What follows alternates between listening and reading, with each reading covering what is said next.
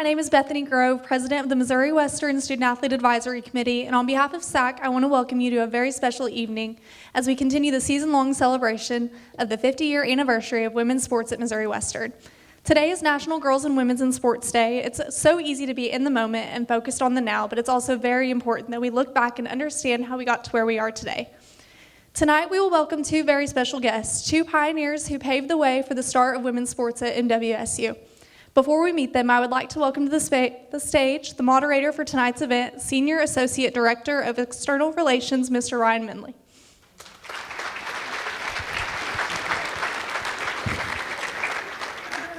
Hello and welcome. This is 50 years. We've been celebrating it all season long, so this is hopefully another special night in the event as we really focus tonight. We could talk for hours and hours and hours about the 50 years and success and 12,000 student athletes from 50 different states, 37 different countries represented all through these 50 years, 57 national tournament appearances, 50-something conference championships, and a couple of those this year. So soccer, volleyball, give yourselves a hand.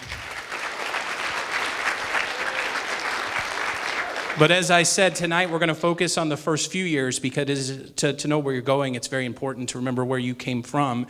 And our start was not unlike a lot of folks going through this and colleges going through this in the 1970s with the advent of Title IX, which became federal law in 1972. And that basically to its core gave equal rights for females and males and basically started the women's sports boom in colleges across America. So that was in 1972.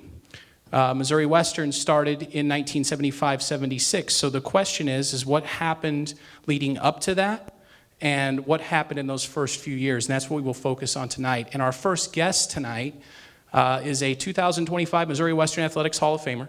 She is a Missouri Western State University pioneer. She was the first three-sport letter winner in Missouri Western history in the sports of women's basketball, volleyball, and softball.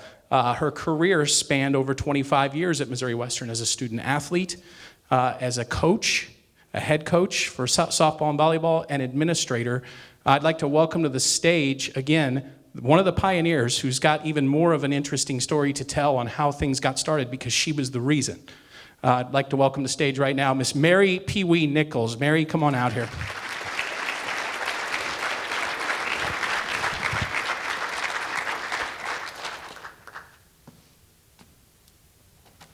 Microphone for you. I'm kicking over water. Have a seat, Mary. Well, first of all, the question, Mary Pee Wee Nichols, which is on your Hall of Fame plaque. So why Pee Wee? Let's start there. I'll be honest with you, my sister's sitting here in the audience. My older sister and brother weighed almost 6 pounds apiece. When I was born, I barely weighed 5, and my dad came home and told them I have a Pee Wee, and I honestly have gone by that my entire life. Okay, there you go. There you have it. So from here on out, she'll be referred to as Pee Wee. So there's your recommendation. So you're from St. Joseph. Yes, sir. You were at Missouri Western first year in 1973. So Title IX had passed. Tell me about just those first few years because there were sports at Missouri Western, but they were extramural sports. So tell me a little bit about that. That's correct. When I came on campus and I was just, going part-time and working in the city, they had what they called extramural programs, and so people had the opportunity to go and play at some of the other campuses. And there's some people I saw. Some people. Annie Wilkerson is here tonight, and they played on those early teams where they really were not funded. There was nothing that was called a Missouri Western women's athletic team whatsoever, but these people traveled and things.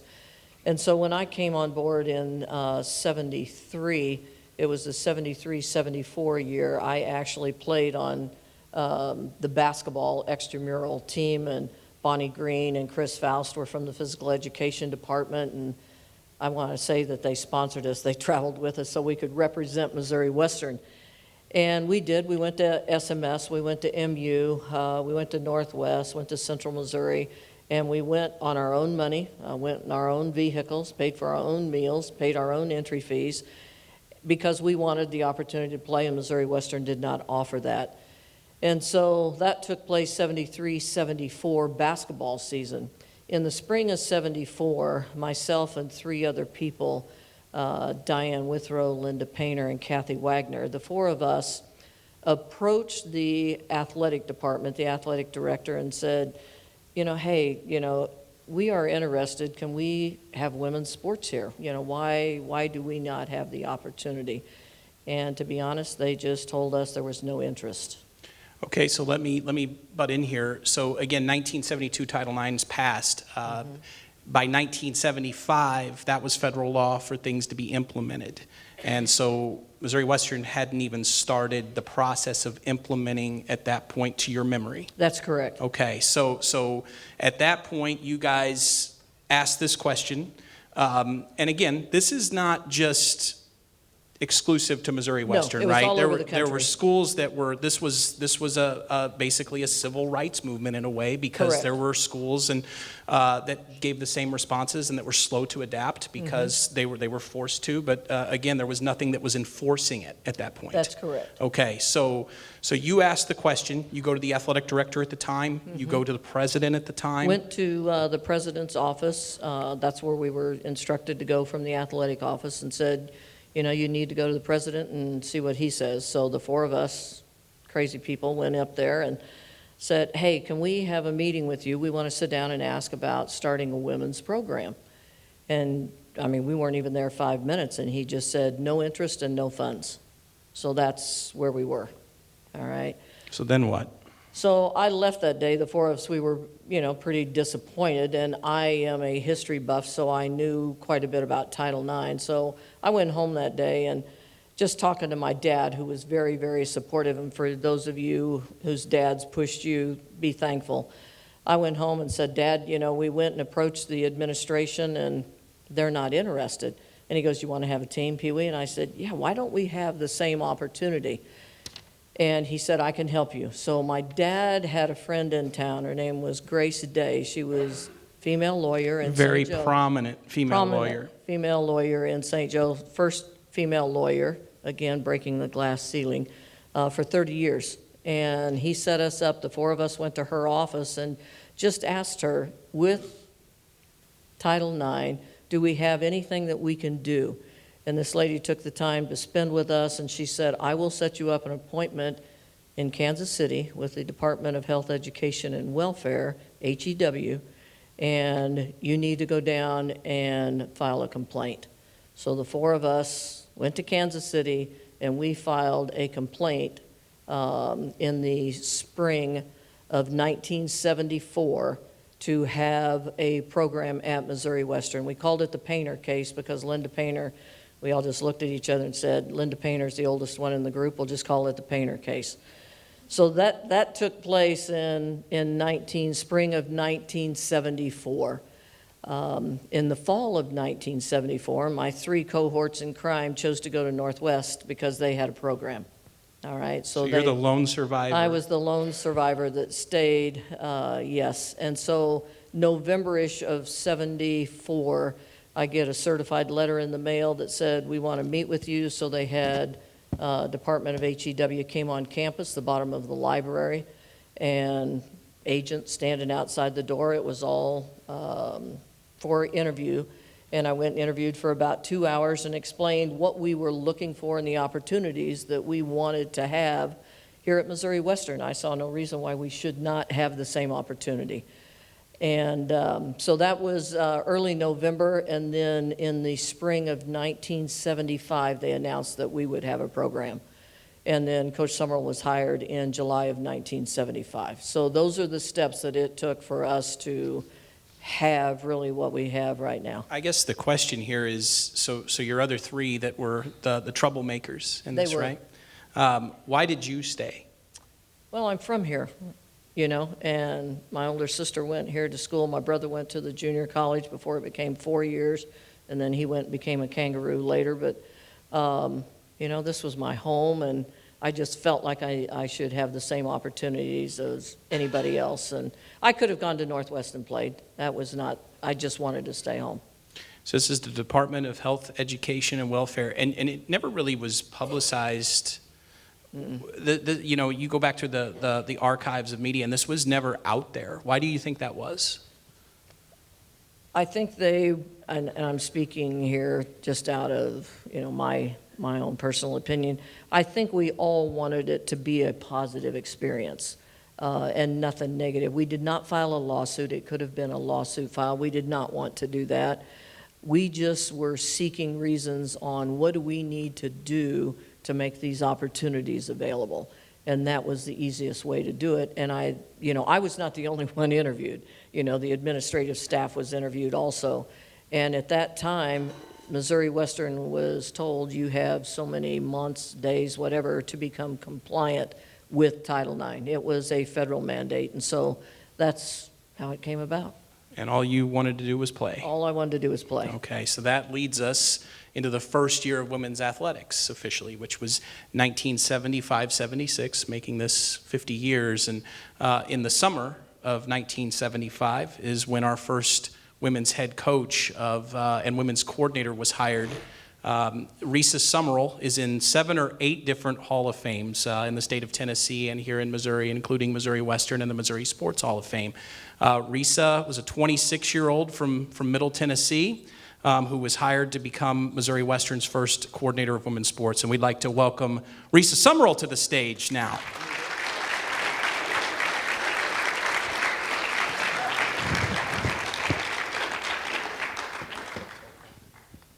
Coach Sumrell. Hello.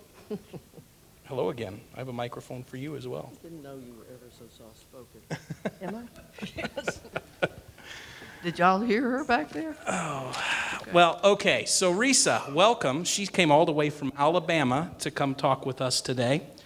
So Rhesa, tell me how a 26-year-old from Tennessee becomes the first head coach at Missouri Western. And you're the first head coach of softball, women's basketball, volleyball. You didn't want to do tennis because tennis started that year too? You didn't want to head coach tennis? I couldn't do softball and tennis at the same time. That's fair. Okay. So and we weren't supposed to have softball. We were supposed to have golf. Yeah. Okay. Golf didn't come around for another 25 years or so at that point. Amazing. So tell me how you wind up here. I was looking for a job. I saw that on the video that that was when the jobs were all opening up for women. I shouldn't say that. The jobs were opening up. And so I applied for a lot of jobs as a basketball coach. That's what I was looking for, coach college basketball or volleyball. And I drove up here with some friends, and we stayed out here at some place on the belt. Had mirrors on the ceiling. What kind of place was this, Rhesa? I don't know. That's what we said. We went in. What in the world is this? So Is that what sold you, I guess? Or? that's what did it. Okay. That's what did it. So I was one of 3 that was interviewed, and I was not the first choice, as a matter of fact. Somebody turned them down from Ohio, I think. Okay. And then I was offered the job, and I said, okay. You know, when I came to St. Joseph, Missouri, I didn't even know where it was. I thought I was going to St. Louis. So I didn't know there was a St. Joseph on the other side of the state. So, and I took the job, and we developed things, and things went along roughly, but well. Griffs, can we hear Rhesa okay? Okay, all right. You think you're not hearing me? Well, I'm just kind of talking here, so keep that at your mouth. So. I couldn't hear you. Maybe I'm just hard of hearing. Maybe I couldn't hear her back there. Rhesa gives me trouble for something every time I see her, so if I can pay it back on stage, I'm good with it. Welcome to the club. So tell me how you built it. How we built it. Good And, question. and let me with the extramural programs. So there was something in place there at that point, right? So it wasn't a complete start from scratch. Well, yes, I walked in here and didn't get to recruit anybody. I just took whoever was here. We had open tryouts on the whole campus, and people came. They came out to try out. They weren't any good, but they came.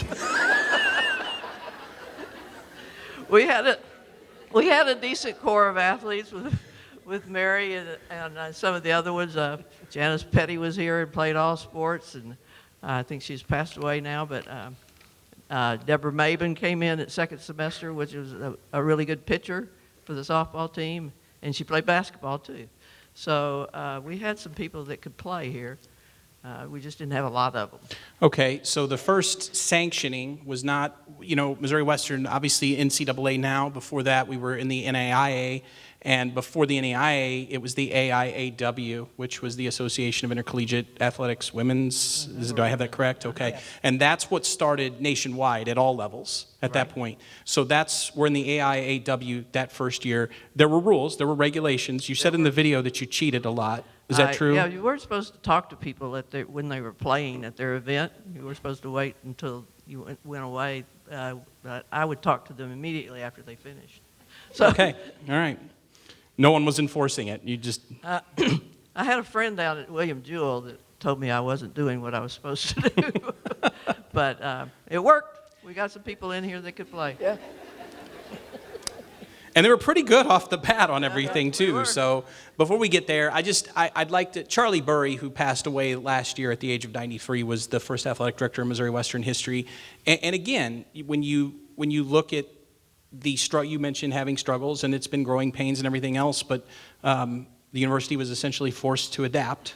And so I assume you're coming in with no budgets. I assume you're coming in with very limited funds. Just kind of talk a little bit about that struggle. And again, Charlie is a great man, but also knowing that athletic directors were in this position across the country. Well, you take money away from one program to give it to another when you don't have a lot of money. So I think the total amount of money that was dedicated to women's athletics when I came in was $30,000. For every sport, Yeah, totally. 10 of that was my salary. $10,000. 10 for scholarships and 10 to run the programs. So, Well, you must have really wanted that job. I didn't know any better. and I want to interject here and share with you, because I played for Coach Sumrell that first year, and it's to where you all sit today, and we were just talking about this in the back, and Coach Bumpus and Coach Hartenbauer had lunch with my sister and Rhesa and I today, and we were talking about, first of all, we went by the cafeteria whenever we'd go to a away trip and pick up boxes of sack lunches. Guys, that's what we ate. And you'd get that, and you either ate half of it on the way and half of it on the way back. That was your meal. Okay? And then it was interesting, wasn't it?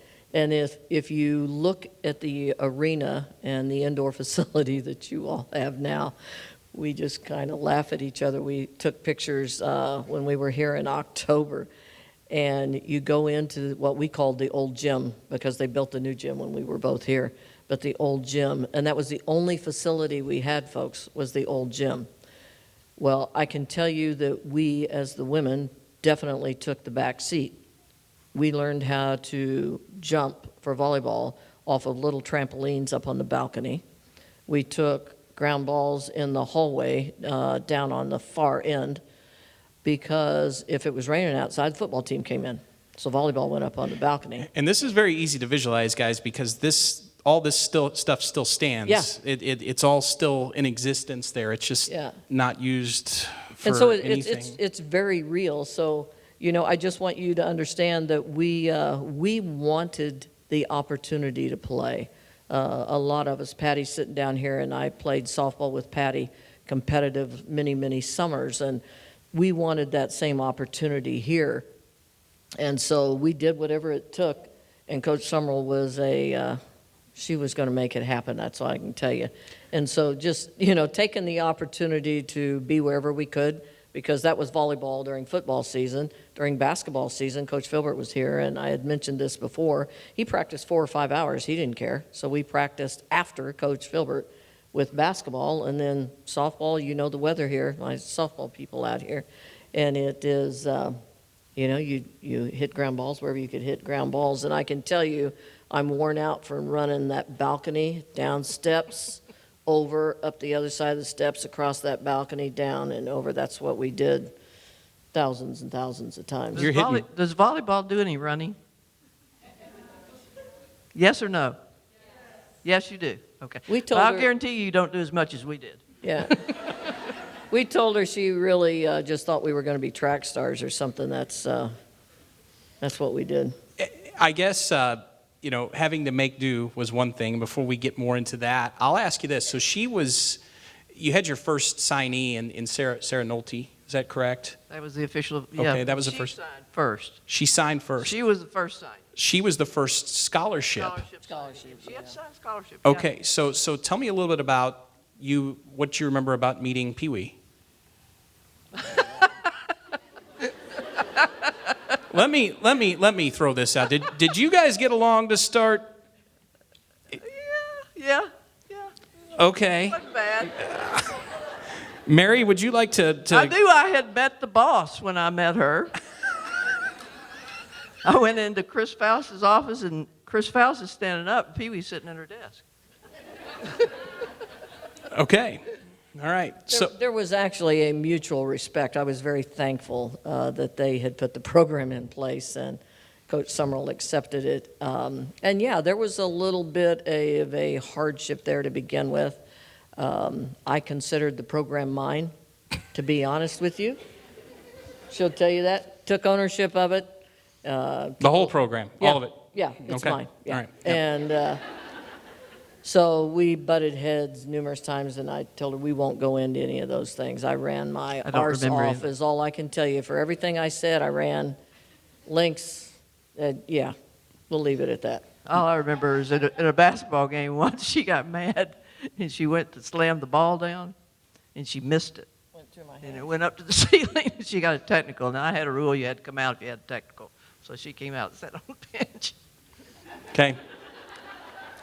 I don't know if we were supposed to tell this, but last night we were discussing about a ground ball in practice at Bartlett Park, and you took one, because Rhesa, you hit ground balls pretty hard, right?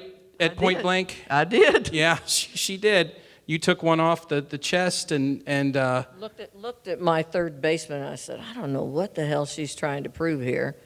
And she heard me and said, if you don't like it, go on, just get off the field. So I walked off the field, threw my glove against the fence. She said, if you don't like it, you can leave. I picked up my glove and left.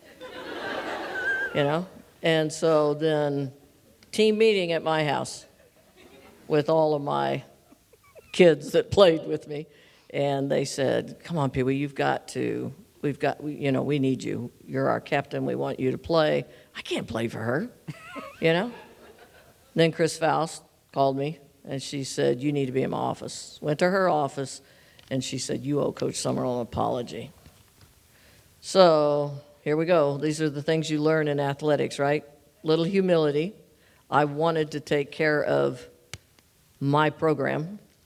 And so I went to Coach Sumrell, and she said, if you want to play for me, you will apologize for the whole team for your actions. So I went to the ball field that afternoon and apologized to the team and to Coach Sumrell. So those are things that we did just right at the beginning. So really, I broke Coach Sumrell in. She did. so growing pains in more ways than one. Well, absolutely. Was there a stigma for women's athletics at that point too? Absolutely. Tell me about it. Tell me about it. All kinds of stigmas. Girls aren't supposed to be playing. They're supposed to be in the kitchen cooking cookies. There are numerous people that said that. They're sweating. You can't sweat. That's unladylike. There was all sorts of things that went on that you couldn't do or they thought we couldn't do. In the later years, we didn't do it, I don't think, my first year, first 2 years, but the more the program got advanced, it was like, get in the weight room. Oh my gosh, you're going to hurt those women. You can't have them lift weights, Yes. So that, Yes. That was a biggie. yeah. That and the running them too hard. You're running them too hard. So as a coach, how did you fight that? And again, because I'm sure you're hearing that, but like what was your guard's got to be up the whole time, right? All the time. Okay. You were defending yourself all the time. And we're going to do this the way it's supposed to be done, the way the men are doing it. We're going to develop like that. And some of the things I can remember early on, several of the fellows that were around, they would say, you don't have to make the same mistakes the men do. But we did. We did. It all came around, and we just had a hard time with convincing them that we could do this and not hurt female athletes. not make them not be able to reproduce. You know, that was one of the things right there. That if you play sports, you can't have Yes, kids? yes, you're going to have a hard time having children. So, That was medical science at that point. Then, huh? yeah, Yeah, exactly. Okay. All right. So going back to, I guess, on the field, you guys got good in a hurry. All right? Even, you know, you and Pee Wee are fighting. You know, people are trying to play, right? And, you know, you're trying to build a program. But women's basketball was pretty good out of the gate. Volleyball, it took maybe 2 years and was good. Softball, I think, was pretty decent out of the gate as well. How does that happen? How does that transition happen so quickly? Softball was a little tougher. We struggled a little bit more in softball than we did in volleyball and basketball. How did we do that? We did that by recruiting. And we recruited some good players at that time. Some of the top players in the area and in the Kansas City area, we got to come up here because somebody paid attention to them. You know, they wanted they wanted the opportunity, like Sarah Nolte. You know, we got her, and we got her for a basketball player, as we did my sister. Chris Sumrell. Chris Sumrell, who's in the Hall of Fame here, Yep. and she came up, and they had never played volleyball.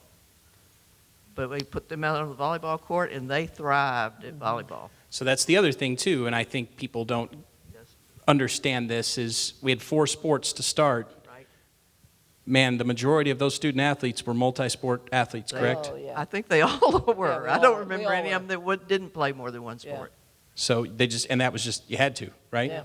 Yep. Well, yeah, Volleyball, basketball, softball, or volleyball, basketball, tennis. yeah. And no real previous training either, because No. again, these No. don't exist at the youth level, right? Right. That's correct. Exactly. Learn on the fly. Okay. Well, by 1982, you guys win a national championship in softball. Yes, we had a good run. We had a great pitcher by the name of Sherry Kemp that led us all the way, and we had some weather issues up there in Kearney, Nebraska. It rained all week, and we got to rest her. So I think Wanda Berry, God bless her, she just passed away, was our other pitcher. I think she pitched 1 game in the national tournament, and Sherry pitched all the rest. But we were very lucky and very fortunate. Like I said a minute ago, I think Kearney got beat. They were the top dog, and they got beat out before they got to us. So we were playing. Who we were playing? St. Francis. Too far back. St. Francis in the championship. St. Francis championship. So we were able to do. We had some very talented people on that softball team too. They were all freshmen. Majority of them were freshmen. Julie Sherwood was a junior. Mm-hmm. Sherry Malott was maybe a junior, but the rest of them we had 9 freshmen on that team. That's one of the first years of Missouri Western's transition into the NAIA. I believe it was 81. Correct. And so, you know, in year 2 of NAIA level, you guys are winning a natty. Do you go into a season thinking I have a national championship team? Heck no, not with that many freshmen. You don't ever think that. But freshmen are good kids. They're ready to play, and that's what makes it fun. Is when they haven't gotten worn out like their junior and senior years, and they're really wanting to play. And you, again, you guys got started on the wrong foot a little bit, but you wound up being an assistant coach for Rhesa for some amount of years, correct? Yeah, very, very fortunate. She is a great mentor, great coach. And one thing that I probably enjoyed doing more than anything was doing a lot of the recruiting for her. And when I graduated from here, I went to Central High School here in town. And, you know, she's talking about her salary. I coached at Central. I think my first salary was like $5,500, something like that. And I coached volleyball, was assistant basketball coach, and assistant track coach. I knew nothing about track. But they needed a coach, you know. And I said, I'm not an educator. You know, I learned.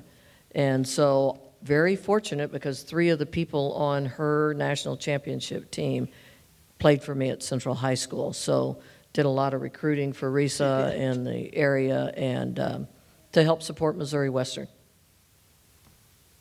what other stories do you have from that era that you can tell? Whether you can lie about them too. There's a lot. You know who could tell the stories is Patty Hartenbauer right down here. She really tells some stories. I think you all just need to understand we were at a time where we were so appreciative of the opportunity. I think which kind of sets it apart to where we knew we were fighting battles. We rode in vans, 2 vans, to get, I remember going to Highland, Kansas in the snow to play at the community college over there, and Rhesa would load us up and Kayla sitting somewhere. Kayla drive one of the vans and Rhesa's driving a van, and we'd load people up in these vans, and you're just packed in like sardines. But that's how we traveled.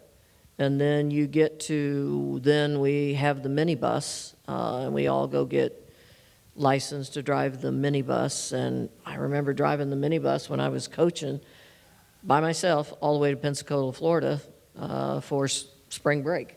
You know, those are just things that we did because we appreciated those opportunities. And there are a lot of people that came after us that actually had to do the same things we did, just in a different era.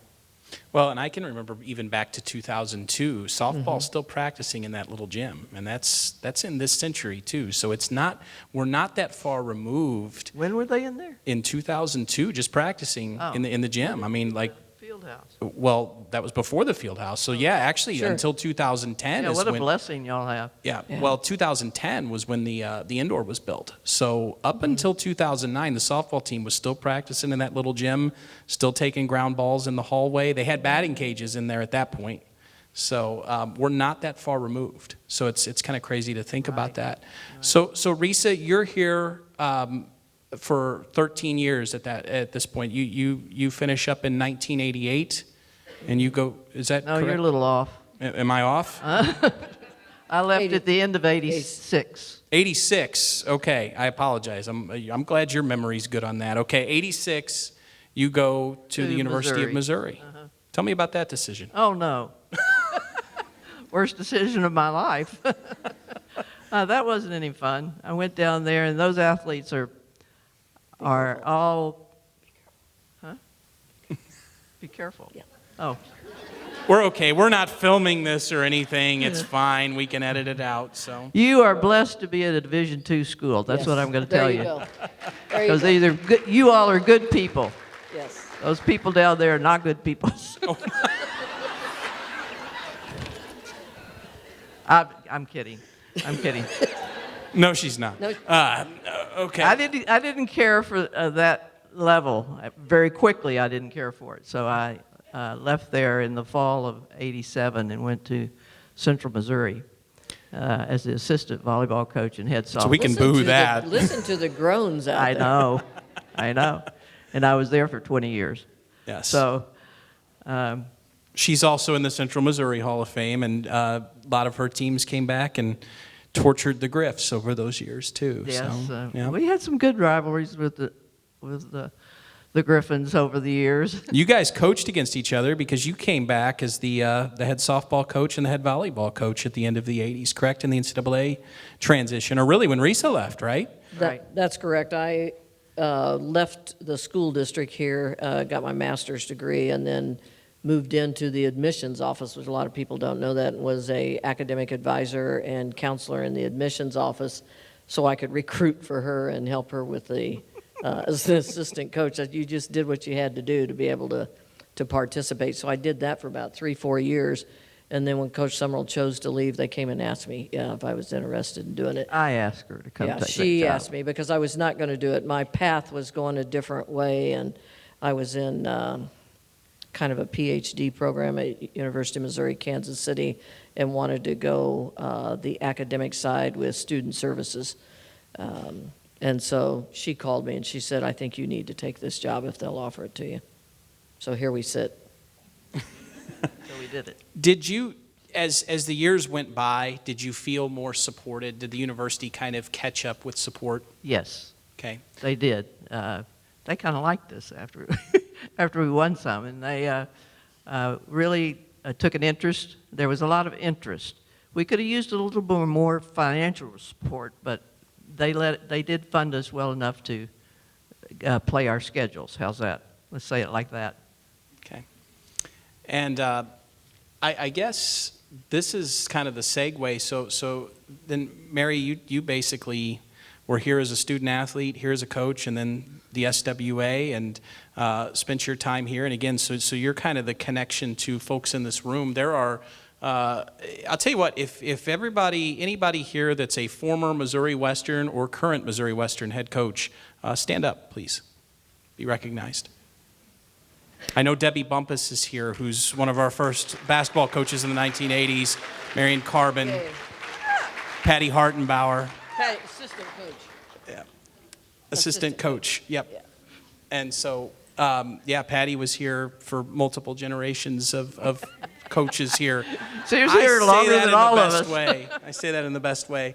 And my thanks to you all for carrying on the tradition, because one thing I did ask this year when I was back, Rhesa and I both emphasized this, Bump and Patty were right with us, was the academic side of it. We recruited true student athletes, and that was a big part of the women's program here, and we took pride in that, and so it was kind of nice. I looked at it right away when I was asked to be on this committee, was how are we doing academically? Let's not lose sight of that. So kudos to all of you sitting here, because that needs to be your priority. We graduate, we want you to take pride in being a member of this institution, but also that you work for it. The grades are important, and, we went on to have great careers, and I am very, very thankful for the opportunity that I had here at Missouri Western. Okay, I would like to now, go ahead, Rhesa, I'm sorry. Did you have something to say? Okay, all right. I would like to introduce, as we've talked about the 50 years in athletics all season long, we have a committee that we put together, a year and a half ago at this point, and the idea was to basically, represent each decade and each generation. So I'd like to invite our 50-year committee to the stage now. Please come on up to the stage.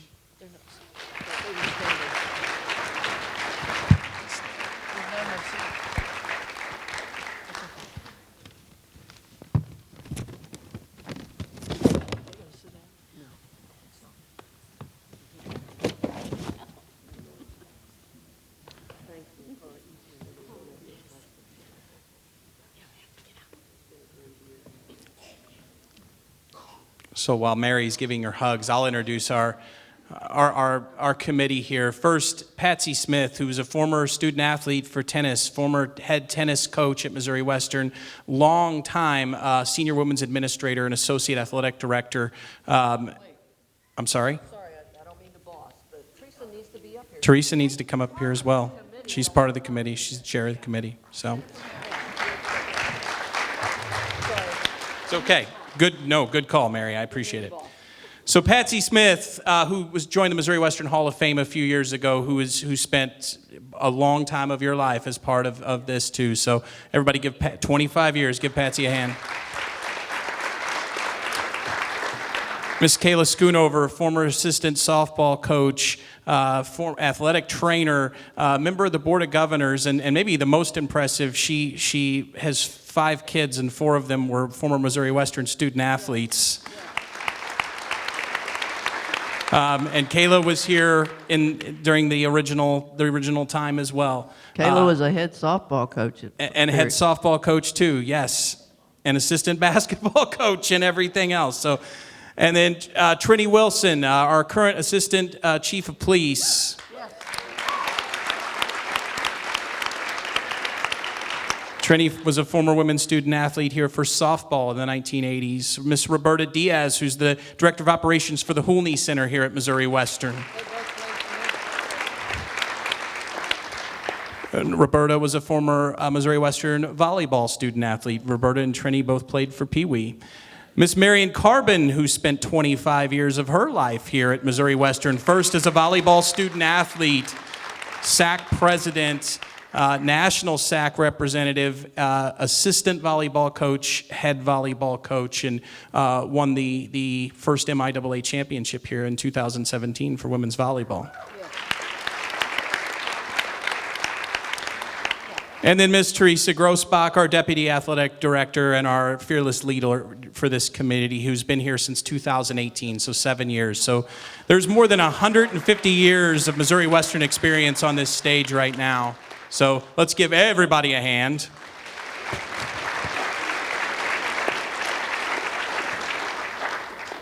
Okay, Griffs, now we're going to, I'm going to hand this off to you. And I think, yeah. Well, I had a microphone. I'm going to take this one. Yep. Hand that off to you. Okay, so the other thing that's pretty interesting here, and Rhesa, this is a situation here too. One of the reasons that you left in the 1980s, correct, would be why? I asked to be made an assistant athletic director, and they refused to do it. They left me as a women's coordinator of athletics. And So you were looking for a title, and I wanted to go into administration. and obviously. just couldn't get it. And after a lot of success here as a coach, it just wasn't kind of a thing at that point, right? Well, I have a theory on it. Do you want to hear it? Sure, yes, let's hear it.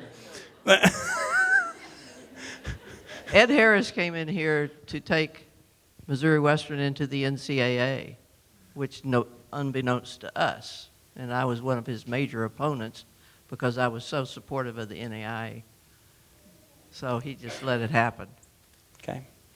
Well, it's interesting now how times have changed, where there's a lot of similarities and but there's also a lot of growth. So I'd actually like to invite our senior women's athletics staff to the stage. Madeline, Grayson, Ashley, please come on up here.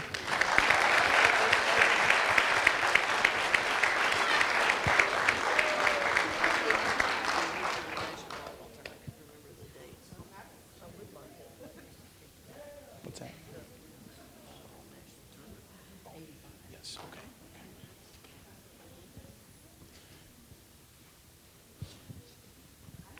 Thank you all for what you do. So, Rhesa, just so you know, and again, the way things have changed, the more they change, we have our Deputy Athletic Director of Athletics, Teresa, our Assistant Athletic Director for Home Events, Ashley Wicker, our Assistant Athletic Director for Academic Success, Ms. Grayson Dudley, and our Senior Associate Athletic Director for Compliance, Ms. Madeline Simmons. And so I think it's pretty important now to know how far we've come, and ironic enough in the 50 years that in trying to do some research on the balance of female to male senior athletic administrators, there's no other school in the country. This is a 50-50 split between assistant ADs on the men's side and assistant ADs on the women's side. And it's important to talk about that now because, again, we talk about the growth from that.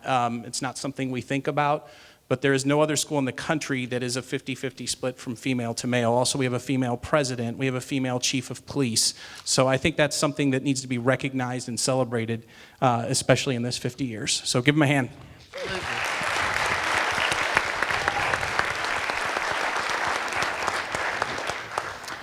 Okay, with this, we'd like to open this up to questions. So if anybody has any questions, we have two of our committee members with microphones, so please feel free to stand up and come to the mic. And obviously we know Rhesa doesn't have a filter, so you can ask whatever you want. Mary's the filter.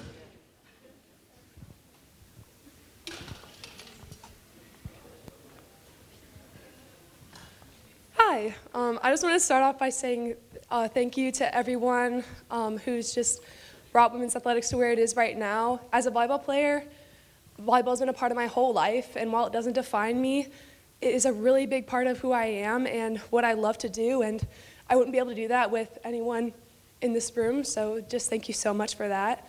And I guess my question is, I mean, with everyone who's kind of been here from the start to where it is right now, just one piece of advice that you would give all of us student athletes kind of going through this experience.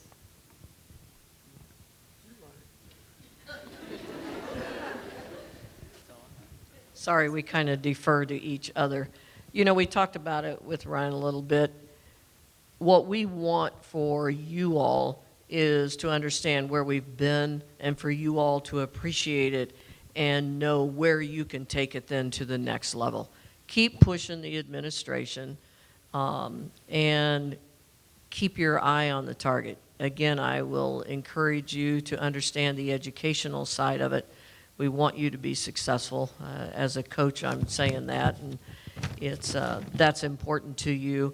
And for us sitting up here, and I can speak all the way across, and with the coaches that were up here, that part of it is we really take pride in that, is that we recruit student athletes, and we want you to be proud of that also.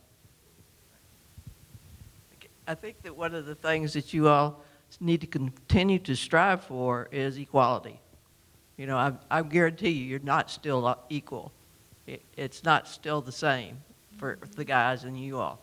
It's better. It's much, much better, and it's really awesome how the Division I people have taken off. But y'all are still fighting for your equity, okay? And don't ever forget that.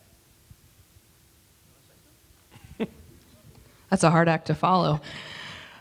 You know, for me, I think it's a point of pride to be a former student athlete, and I also value it, you know, as you mentioned, and I think about how important it is that my niece never knew a world, and she's now 16, in which she didn't have sports available to her.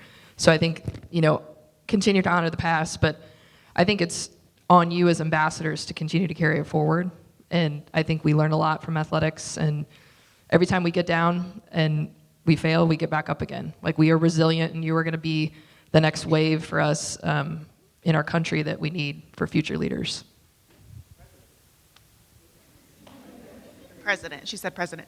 Well, just another thing too, like, if you guys have the feeling of wanting to do something, don't let somebody tell you that you can't. Like, to their point of however many years that happened before, like, it still happens now.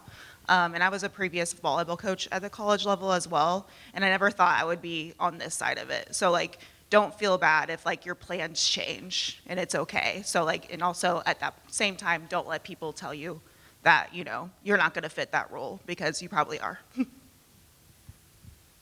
I think for me, I would just say take pride in everything you do, whether it be your sport or in the classroom or being out in the community or preparing for your future career. If you take a lot of pride in what you do and know what you stand for and what you want to do, that's going to take you a long, long way in all areas of your life. I have my own mic. She's going to hold on to it too. We know that. I would say, you know, I was talking to a student athlete today, and I was reminding her, like, just enjoy it. Like, school is going to be stressful. There's a lot of things in your social life that might be stressful or you feel pressure, but just truly enjoy it. At the end of the day, you all are moving mountains. You all are student athletes, and you're doing it successfully, and you have resources. We're all resources to you that they didn't have resources back then. So utilize the people around you. We're here to support you, but just be proud of yourself and truly enjoy it. And I think one thing that I kind of want to get across to you, being a member of a team and participating, I realized that, you know, when I told you I had to go apologize, we learn things being members of teams. I use it in my job right now. I work for a large company, Ford Motor Company, and it is, we build teams. You learn to be respectful. You learn how to win. Trust me, I've been defeated numerous times. So has Coach Sumrell. But what is it that we have right here in this room as athletes is the passion to be the best that we can be. And that's in everything you do going forward, not just as an athlete, but in life also. Have that same mentality and that same drive to be passionate about what you do, and that's what you carry away from Missouri Western. Any other questions? I have one more thing. Also, to, like, our female student athletes, trust your coaches. They have the general overall best plan in mind for your group. So, like, trust that that process is being put forth to you guys to make you guys successful. They wouldn't be in the positions that they were if they were trying to make you fail, and they wouldn't be passionate about what they do if they were trying to make you fail. So just put trust in your coaches. Can I add one more thing? This is just general life advice. I think it'll serve you well in sports, but also just as you get out into the business world, is find yourself a great female mentor in whatever it is you want to do. If you want to coach, find a great female coaching mentor. If you want to be an administrator, find yourself a great female administrator. On the alumni nights, when your coaches plan these alumni days, find an alumni who's in the field that you want to be in and pick their brain and see if you can stay in contact with them, because they're fighting the fight that you are getting ready to fight or will be fighting alongside. So like, think about the relationship between, Pee Wee and Rhesa, and how they were able to build something really special because they had each other and they were fighting with each other, literally sometimes, but also figuratively. They were fighting the same fight together, and so having that person is I think, really, really valuable. So, and then the next question is down here. I would agree with that. Coach Nichols helped me get my first job. There you go. And then I went on to go into education and had another mentor that helped me go into leadership and education, which I didn't think I'd ever go into. And I was a principal at a middle school for 14 years. Retired from that and came back to work here. And now I'm using what I learned on my first job with her brother in engineering over at the Holney Center. So you never know how those threads throughout your life and how God directs you to places and people, but everybody in this room is on your team. And Jennifer, how many alumni? 30,000 alumni that have gone before you that are on your team. Still on. Come on, Bump. I go by many names. I'm Deb Bumpus, but I'm really Bump. And so Rhesa hired me behind her. So I was the next head basketball coach and tennis coach here. But the thing, you guys have kind of touched on this. I didn't stay in athletics after a bit, and I went into another field completely. But there are certain characteristics that everybody here has that helps them, in their next field, whatever it may be. It may not be in sports, but it'll be a leadership position, I can guarantee you. It may be a leader in your family, but it may be a leader in, in the industrial world or education or whatever. But talk a little bit about those attributes that you had growing up that led you to where you are right now. And stubbornness, Coach Sumrell, we know is one for you. What was? Stubbornness. Oh, stubbornness.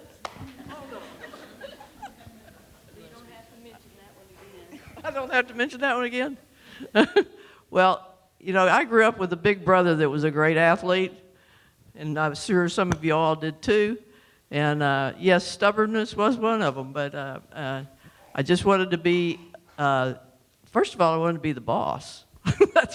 And I wanted to direct people. I had a volleyball coach in recreation in Nashville that I learned so much from. He was a foreigner. I can't remember, he was Korean. I think he was Korean. Anyway, and I wanted to be able to do that all along, was to direct people and teach them the sport of volleyball that I had learned and fell in love with, that overrode my basketball love. And I ended up getting to do that. I'm not saying anything. I can speak to what Bump's talking about. I retired from the state of Missouri 25 years, and one of my former volleyball players asked me to come and interview for a job here. I just retired, and said, Coach Nichols, come down and apply for this job. It's supervising people at Ford Motor Company. I went, I don't want a job. And she kept kind of harping at me, come down and go to work for us. We need people to build teams in Ford Motor Company, and that's what you do. And so I have been at Ford Motor Company now for 13 years.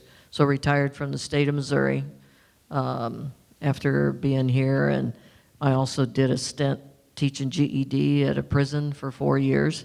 So, there's a lot of different things that we can do, but right now I'm working at Ford Motor Company, and Bump asked me this morning, what do you do? And I work with robots who don't sass me back like I did Coach Sumrell. So, there's the attributes. You become leaders. You become people who communicate. and you become people who are passionate. And that's a word that I like because it's what drives us every day. We have any other questions? I can't see into the crowd, but I'm somebody. going to go first because I got to mine first, Roberta. This is nerve-wracking. Hi, my name is Michaela. I'm a part of the dance team, and I do feel like dance team is one of those sports where it is like overlooked because it's not seen as a sport where you're like competing all the time, but you're constantly competing for like your spot and a formation or whatever. But our team word we have is persist, and I just wanted to know what that word kind of means for you guys. We'll take the current administration to answer that. I have a microphone, so I guess I have to answer. Piggybacking off of the last question, I was actually thinking about commitment as an attribute, so it kind of answers your question as well. Hi.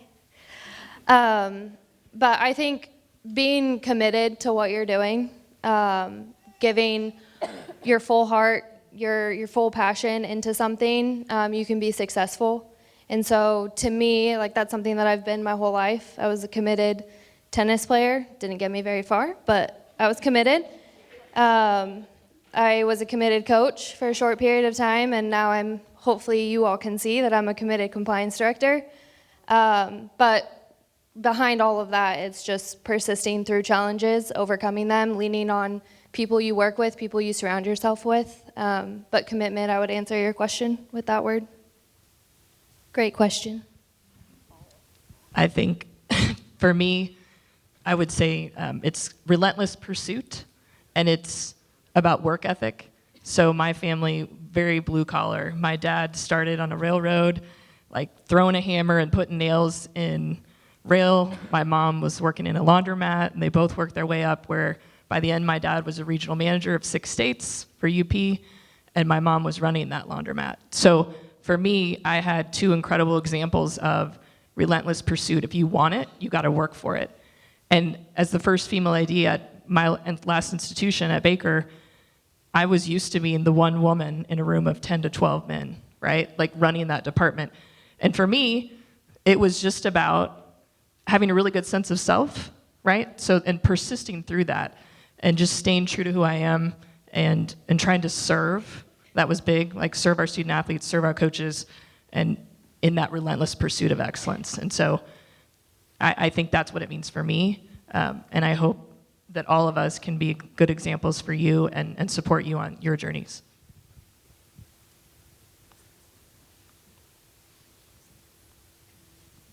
I don't have the microphone, but I just want to say to you that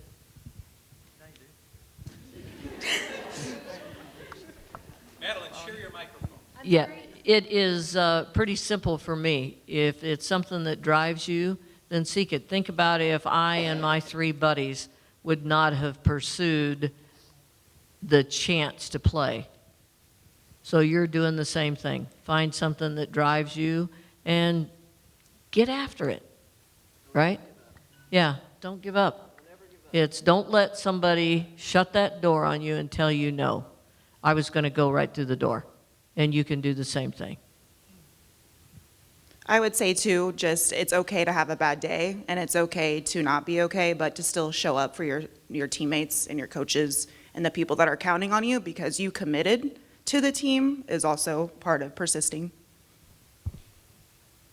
Before we continue, we probably all agree that Kmart belongs up here as well. So everybody knows Kmart.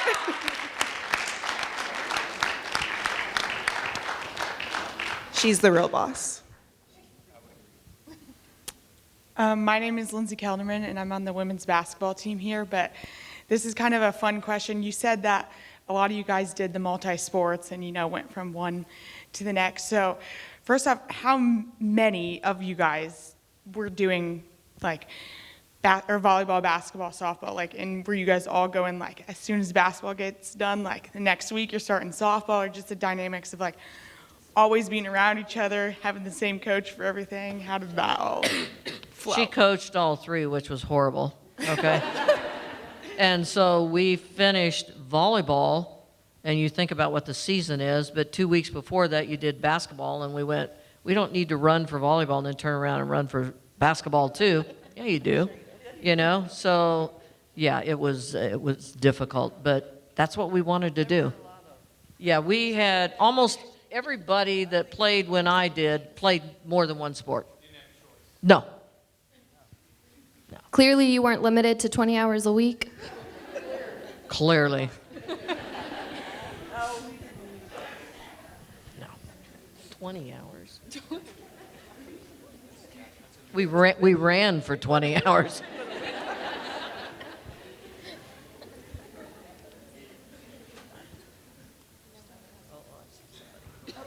Okay, I see one more. Sorry, I'm sorry.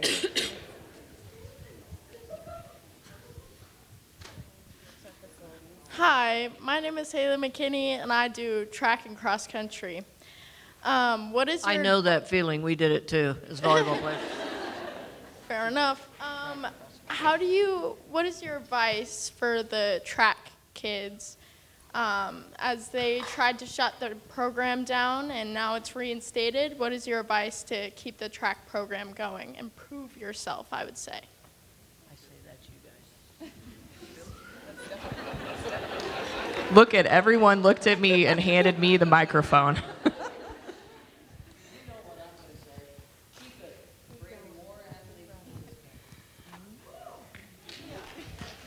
So I would say, one, I think you have a great head coach right now, Sean. So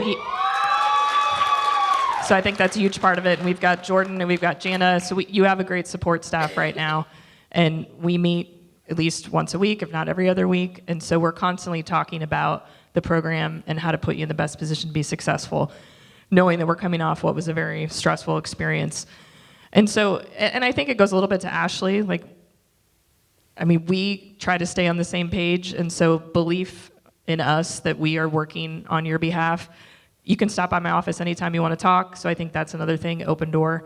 Any concerns, or hopefully there's good things going on too that you're excited about that you want to share. And I think we have a lot of alumni in these programs that are very proud, and they've been very engaged, and I think that's been an important part of this year and will continue to be. And I think that's where I would answer it, but I'm happy to hand the microphone off. Sean, keep fighting for your team.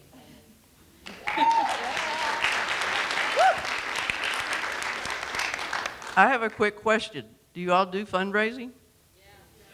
You do? A lot? A lot?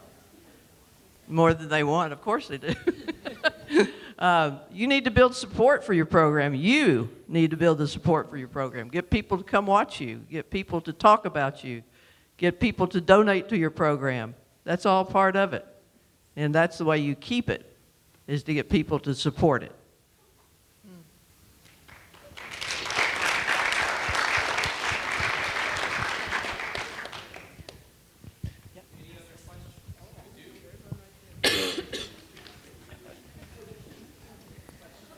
Okay, my question is specifically for the coaches.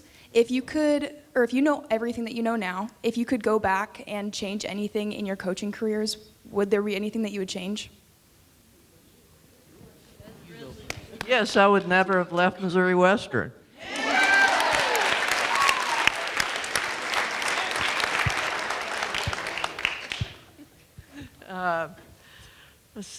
I would be much more understanding than I was at that time. I wouldn't have hurt her. I wouldn't have hurt her trying to hit it by her because she thought she was the stuff, And that's why she got hit. That's the only thing you changed. I know. I mellowed out a lot when I left Western. My experience at Missouri taught me a lot, that I was really a hard ass. And I learned not to be so hard and to listen. And your coaches will listen to you if you will talk to them. But you got to talk to them, not behind their backs, to their face. And I think I learned more from my student athletes. Bert and Trini both played for me, and I haven't seen anybody else here though. They taught me a lot. I played for somebody who came in at a time when it was hard, so she was very hard, very disciplined with us. I tried to emulate that and carry that on. And to be honest, I'm going to call you kids, Bert and Trini, did not react to that as well. The times had changed from 75 to 87 when I took over. Better athletes, and the recruiting that I did was I didn't have to hammer my kids about going to class. They knew that when I recruited them, that's what they needed to do. So the training rules and regulations that she had and had to enforce with us in the early years, I really did not have to do that as much. I left it up to my upperclassmen to go, don't let these freshmen go out and get drunk the night before a match. We can't play the next day. And I let my upperclassmen pretty much govern the disciplinary part of our program. And that was a learning experience for me. It was hard, difficult to give up those reins, but that's really the transition that took place for me from where I was an athlete and how, I don't want to say how I was treated or how we were treated, but then to how I wanted my athletes to respond.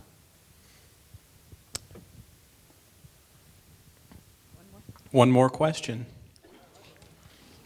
What was your favorite memory while either coaching or playing here at Missouri Western? She said coaching or playing, Rhesa. Okay. You're in on this. So for me, as I look back on it right now, the day that they announced it in the St. Joe News Press and Gazette that we were going to have a program here at Missouri Western, I knew it was not just all about Pee Wee Nichols. That going forward, it was going to be something and an opportunity for a lot of people. I don't know what she's saying about me. She's just giving you a look. That's Yeah. it. So that was big for me. And I can look back on it now and go, I'm glad I had the guts. And my dad said, if you think you need to have this and you want it, go after it. And so that, looking back on it and visiting with these people all year, is probably the biggest thing for me, and I'm thankful that I played on great teams. Rhesa's a great coach. I met good friends. Bump and Patty are sitting down here, and so I am very, very thankful for that opportunity.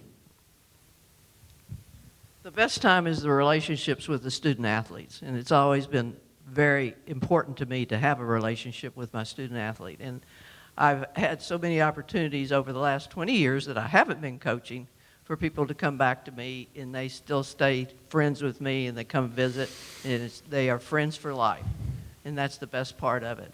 Now, I have to tell you that '82 national championship was really kind of the culmination of my whole coaching career. I had 2 fourth-place finishes at Central, which were great too, but that one was top of the doll. Winning is the thing. Yeah, I would say for me, it was Coach Nichols taking a chance on a junior transfer. I transferred from a program that was 14 and 44 in volleyball as a junior, and we were 63 and 6, went to nationals. First time I ever flew, and we got 5th at nationals. So that would be my most memorable that I can share with you. And what year was that? 1987. 1987. 1987 volleyball. Unbelievable run of volleyball in the mid-1980s. Ryan, one of our special guests has one last question, so I think we should we let have her. time. Okay. Yes, you are. I just want to tell you that I have been an assistant coach here for, as Ryan said, longer than we want to talk about or longer than we were going to think about, but I was assistant coach for both of these women. They put you where you are now. And I also taught here at Missouri Western, and I can tell you that the best students in my classes were the athletes. That was me. And I don't think it's because necessarily that coaches checked grades or I was supposed to report to coaches about grades, but I think it's because they had bought into a program that they wanted to remain and see successful, both as an educational, an educational step, and as an athlete. But I can only tell you that, your education, kids, is so important, so important. As they say, there's not Are there any of you that are going to be professional athletes? I hope so. But there is life after Missouri Western. And there is life because of how you do in the classroom. So I'll get down off my... Well, Patty, give Patty Hartenbauer a hand. Patty, that's a perfect segue into one last story that I forgot to bring up. Mary Nichols, can you tell me how that first year of women's athletics you became ineligible? Do you have the mic? Here. There you go. We have a compliance person down here, right? Which we didn't have before, right? Yeah. When you were here. All I had was Coach Sumrell. So I'm pretty sure it was my first year. I was in a physics class, didn't go to class, be honest with you. So I dropped it toward the end of the year. She didn't know. So I was below 12 hours. I didn't know I had to stay in 12 hours, right? So she's driving home, and somebody told me, you need to get a hold of Coach Sumrell. You don't have 12 hours. You can't play second semester basketball. I went, what? And so I'm calling her. She's driving home to Tennessee, and I said, Coach Sumrell, I'm not eligible second semester. And she goes, what the hell did you do? And I said, well, remember I dropped? No, you didn't tell me you dropped physics. So I ended up going, there was a class, just happened to be there, thank you, Missouri Western, a class called Library Usage. Helen Wiggersmall was our librarian, and I spent 2 weeks in the library with Helen Wiggersmall as her assistant, learning you guys don't even know what it is, the Dewey Decimal System and the card catalog for me to be eligible second semester. So, yeah, that was Coach Sumrell and I's first experience with ineligible players. Yes. Grips, I think it's important now. We'll wrap this up, but our past, our present, our future out here, and I think this is really, really cool. If you guys think about this walking out of here tonight, this is the only time we're going to have a 50-year celebration. This is the only time that we're going to have the connective dots from day one to now in a room together. So think about that, appreciate that, and take that with you. Give our panel a hand.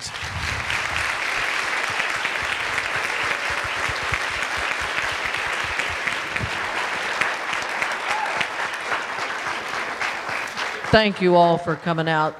Appreciate it. You are all dismissed. Go to class. Go to practice if Go to need be. class. Do good. Don't drop out of class.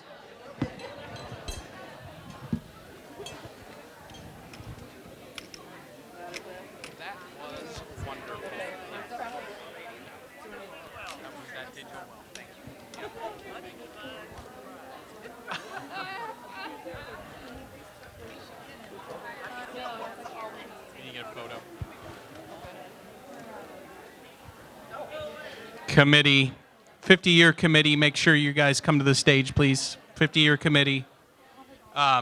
Former coaches in the room, please come to the stage. How long were you in the school district? 30? Kmart, come to the stage.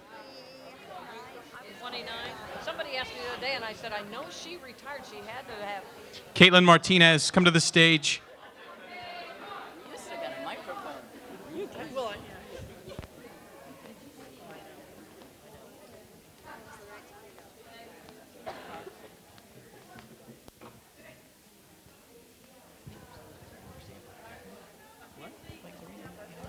Absolutely.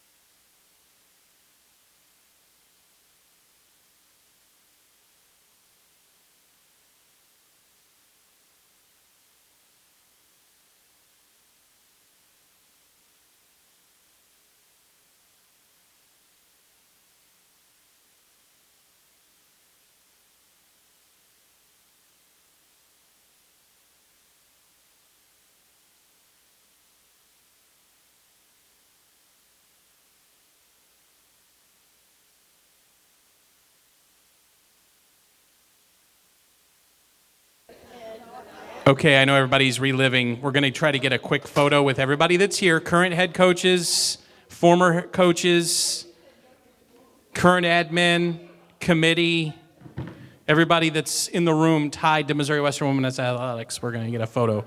There's Connor right there. Can you get him in the shot? Is that you, Connor? I can't see. Okay. Coach Smith coached women's tennis one year, didn't he? I guess that counts. Yes. Is he here? Yeah, come on up. Now, we don't want to remember you for women's tennis. I'd rather remember you for basketball.